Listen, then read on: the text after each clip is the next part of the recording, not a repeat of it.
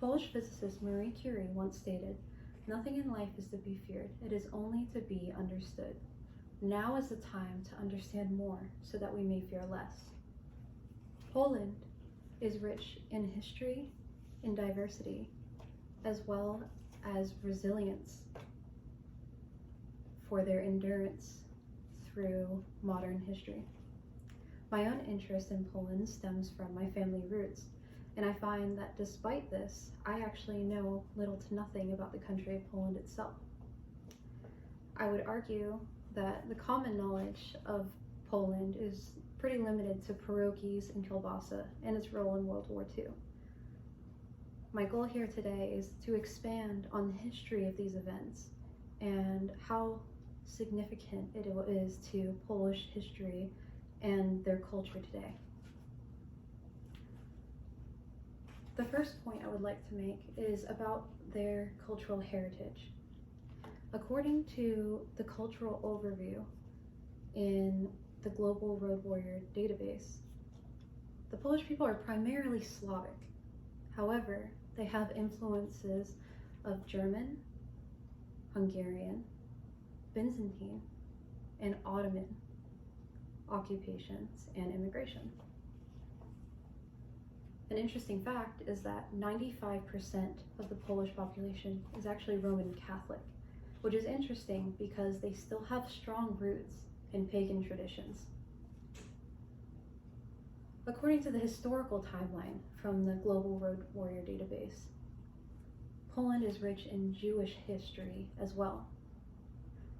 Before the establishment of the State of Israel in 1948, Poland was home to the majority of the Jewish people. This started in the year 1264, when Poland passed a law that protected the rights of its Jewish citizens and led to immigration and expansion. And in the year 1500, Poland was home to 80% of the world's Jewish population. While we're on the topic of historical significance, we should expand on the tourism aspect. According to the Wawel Royal Castle Museum website,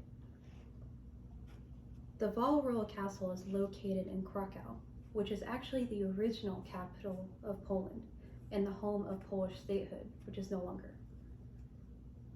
Now it is a museum which holds exhibits such as the works of the Italian Renaissance and the largest European collection of Ottoman tents.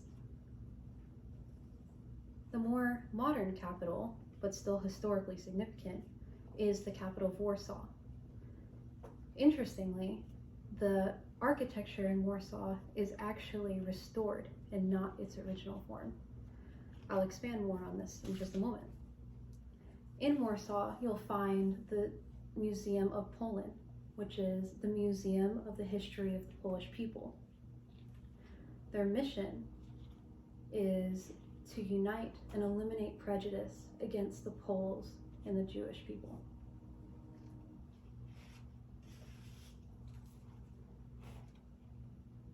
To conclude, according to Hofstede Insights, a website based on the ideology of social psychologist Geert Hofstede,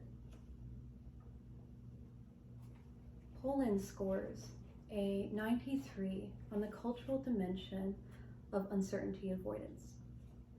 I found this very interesting because such a high score basically eliminates that they have a high anxiety for the unknown and would rather stick with what they know to work.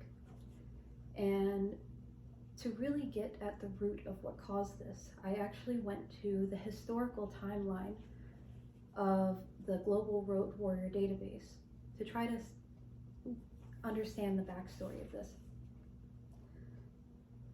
Poland endured 50 years of political conflict and war on their own soil, which of course started in 1939 with the invasion of Nazi Germany, as well as the Holocaust and the extermination camps, Auschwitz and Treblinka. In 1944, Poland tried to fight back and unfortunately failed, which resulted in the complete decimation of Warsaw, which is why it had to be restored.